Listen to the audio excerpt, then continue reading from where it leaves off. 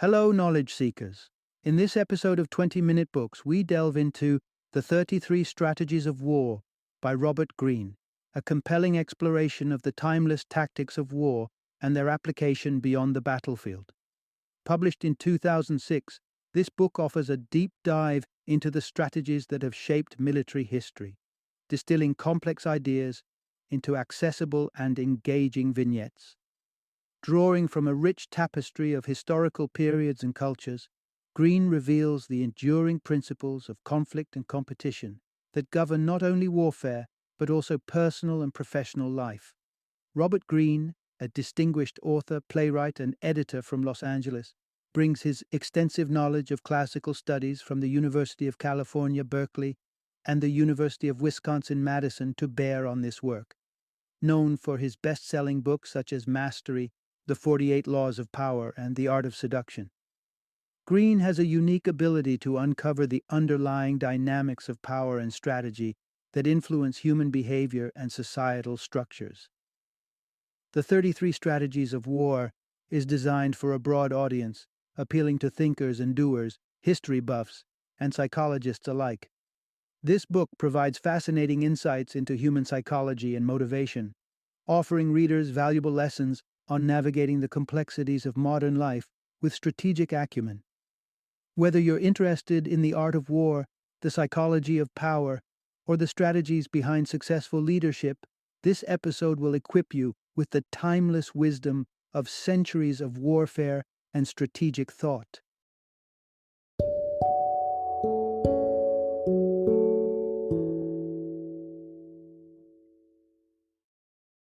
The 33 Strategies of War, a comprehensive guide to the subtle social game of everyday life. Introduction. Unlock the secrets of strategy. Dive deep into the human psyche. In the intricate dance of battle, a myriad of elements play their part. The cutting edge of technology, the robust fortitude of economic systems, and even the relentless spirit of discipline and ideology. Imagine the advantage of a nation, its landscape crisscrossed by the steel veins of modern railways and its factories humming with efficiency.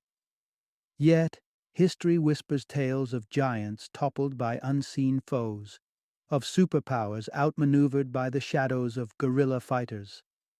It's a stark reminder that sheer might, in the form of advanced weaponry or economic behemoths, doesn't always clinch the hearts and minds of the people.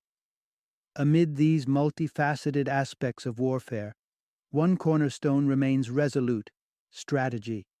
This art, more intricate than mere battle plans, hinges profoundly on understanding the human psyche. Navigating through the vast sea of strategies can be a daunting task. Yet, Robert Greene's compendium, The 33 Strategies of War, provides an illuminated path. While we might not explore every strategy Greene uncovers, we'll delve into some of the most compelling insights that hinge on the fundamental understanding of human nature.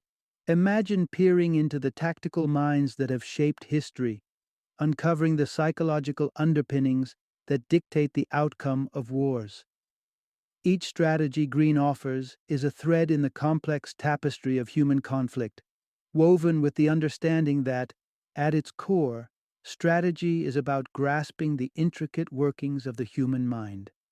As we embark on this journey, prepare to uncover the secrets that lie at the heart of strategy, a realm where every maneuver is a reflection of deep psychological insight.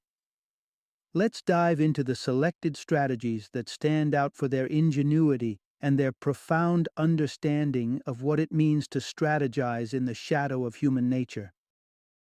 Part 1. A Brush with Death: How a Near Execution Lit the Fire of Genius, in Dostoevsky.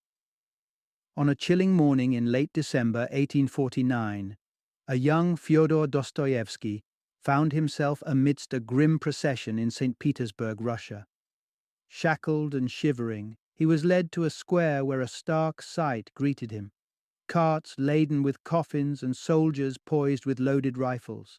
An eerie silence hung as a priest intoned the last rites, a precursor to the death by firing squad pronounced upon him and his fellow convicts. Yet, as the fatal moment loomed, Dostoevsky's gaze landed on a distant golden spire bathed in sunlight, a beacon that abruptly vanished behind a cloud, mirroring his imminent plunge into eternal darkness. This brush with death wasn't something Dostoevsky had ever seriously contemplated. Only a few years before, his debut novel, Poor Folk, had catapulted him to literary fame. His radical political views, however, attracted the wrong kind of attention. Caught in a feverish tide of revolutionary fervor sweeping across Europe in 1848, Dostoevsky's dreams of upheaval and a voice for Russia's downtrodden led him straight into the arms of the Tsar's stringent security. Arrest and a harrowing stint in jail followed, culminating in what seemed to be his final march on that cold December morning. Faced with the specter of death, Dostoevsky experienced a profound revelation. The finite nature of his existence crystallized before him, imbuing him with a sense of boundless life should he escape the clutches of death. Miraculously, a twist of fate intervened. A last-minute commutation by the Tsar spared him the firing squad, sentencing him instead to hard labor in Siberia, a grim prospect, yet a lease on life nonetheless. In the shadow of death, Dostoevsky found rebirth. His subsequent letters convey an individual transformed, keenly aware of the preciousness of time and determined to embrace every moment. Siberia, rather than breaking him, reforged his resolve and creativity. Upon his return in 1854, writing no longer felt like a struggle but a liberation, yielding a prolific period that produced masterpieces such as Crime and Punishment, The Possessed, and The Brothers Karamazov. Dostoevsky's ordeal in Siberia might have elicited pity from his contemporaries, but for him, it was a crucible of growth. That cold December morning, teetering on the brink of death, instilled in him a profound gratitude for life's second chances. It enlightened him to the notion that the shadow of death can illuminate the path to our greatest achievements, teaching us to treasure each moment and fueling the flames of creativity and purpose. This profound transformation underscores a timeless lesson. In the face of mortality, we can discover the essence of life and the spark of undaunted will that defines the human spirit. Part 2. When backed into a corner, our true potential shines. The vast expanse of possibility that life offers can, paradoxically, be a heavy burden to shoulder. It's a double-edged sword. On one hand, the freedom to pursue paths that can lead to profound creation and meaning. On the other, the temptation to fritter away our hours in pursuits that, in the grand scheme, matter little. Fyodor Dostoevsky's life is a testament to this delicate balance between the heights of literary achievement and the depths of gambling and drinking. The crux of the matter lies in the unsettling vastness of freedom itself, often leaving us adrift in a sea of indecision. To avoid confronting the dizzying array of choices before us, we often seek refuge in the comfort of routine and habit. Yet life has a way of shattering this illusionary calm, thrusting us into situations that demand immediate action and clarity. Whether it's a looming deadline or unforeseen responsibilities, these moments of crisis ignite a sense of purpose and vitality within us, molding chaos into a clear path forward. However, once the storm passes, we find ourselves yearning for that spark of urgency that propelled us, wishing for a way to recapture that focused intensity. Generals and strategists throughout history have grappled with this quandary, seeking ways to instill a lasting fire in the hearts of their soldiers. While the power of motivational speeches has its place, the ancient Chinese philosopher Sun Tzu argued for a more tangible approach to awakening relentless resolve. According to Sun Tzu, true desperation and the resulting surge of spirit and determination come not from rousing words, but from being placed in a death ground, a situation with no retreat, where the only escape from annihilation is through conquering the adversary. It is in these moments, when every instinct screams for survival, that the greatest feats of courage and resolve are manifested. This concept of a death ground extends beyond the physical battlegrounds of history into the realm of personal development. It represents any circumstance where we find ourselves cornered, facing the precipice of failure, with no alternative but a daring leap forward. While living perpetually on this edge would be unsustainable, strategically placing ourselves in such scenarios can serve as a profound wake-up call, rekindling our innate drive and focus. Our environment inexorably shapes our psyche, lulling it into passivity when unchallenged.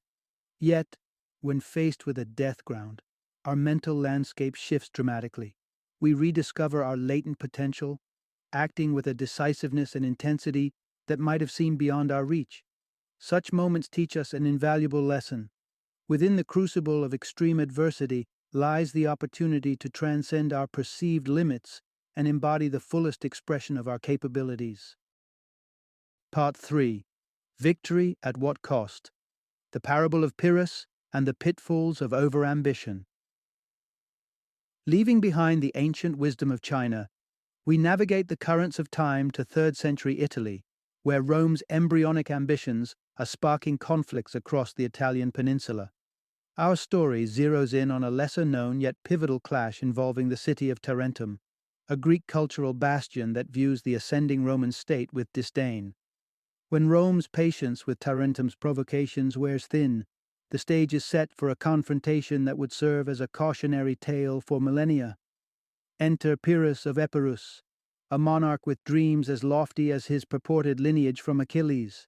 Famed for his valor and strategical acumen, Pyrrhus envisions Italy not as an end, but as a means, a springboard for his grand designs on Greece. Commanding a force comprising thousands of infantry, cavalry, archers, and elephants, Pyrrhus lands in Italy, presenting Rome with an unprecedented challenge. The initial engagements between Rome and Pyrrhus are marked by shock and awe. The spectacle of charging elephants swings the tide of battle in Pyrrhus's favor. However, these victories are far from decisive.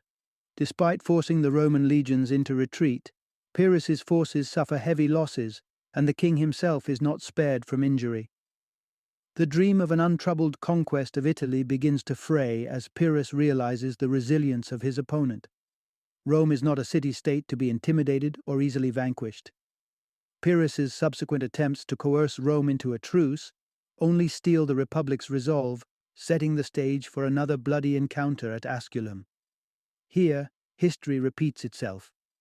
Pyrrhus secures a victory that feels more like a defeat, with his ranks decimated and his ambitions crippled.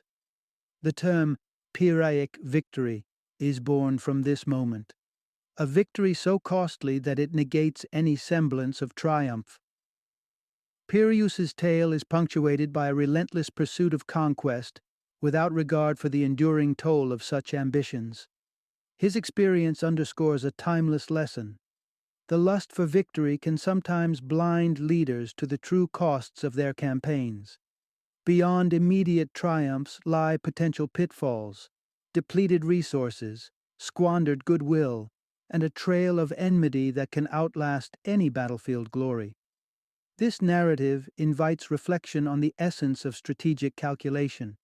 It prompts us to weigh our desires against the potential costs, to consider the longevity of our resources, and to understand the value of timing and patience. It reminds us that history is littered with the ambitions of those who, in pursuit of victory, overlooked the steep price of their endeavors. In this, the story of Pyrrhus serves not only as a historical account, but as a metaphor for our times. Whether in business, politics, or personal pursuits, the allure of immediate gain can often obscure the broader implications of our actions. Before embarking on battles of our own making, it behooves us to pause and consider, is the prize worth the fight? Or are we risking a Pyrrhic victory that leaves us diminished rather than triumphant? In heeding the lesson of Pyrrhus, we may find the wisdom to choose our battles wisely and ensure that our victories are both meaningful and sustainable. Final summary.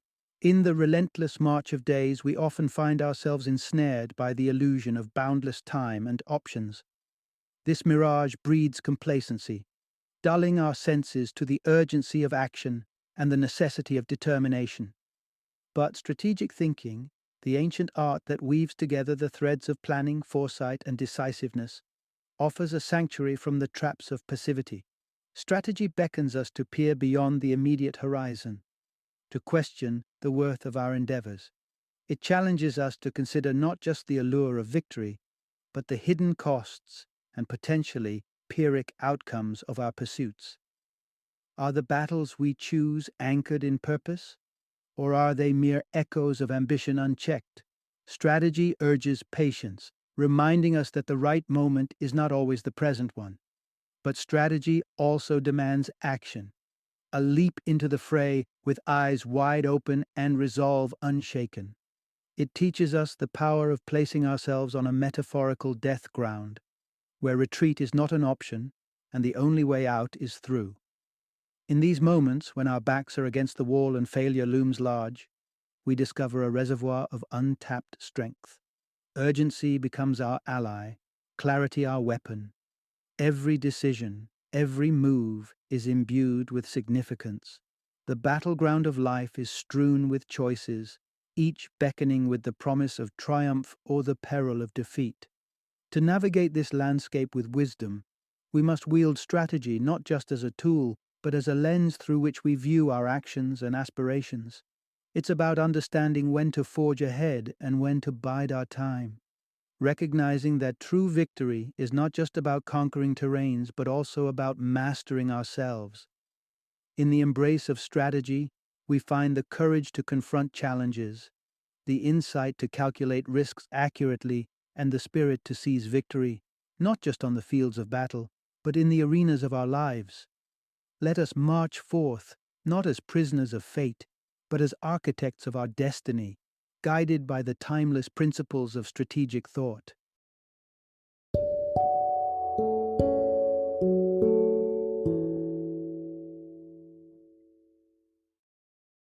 Thank you for joining me today on this journey of learning and discovery as we explored the insights of another thought-provoking book in our growing library of knowledge.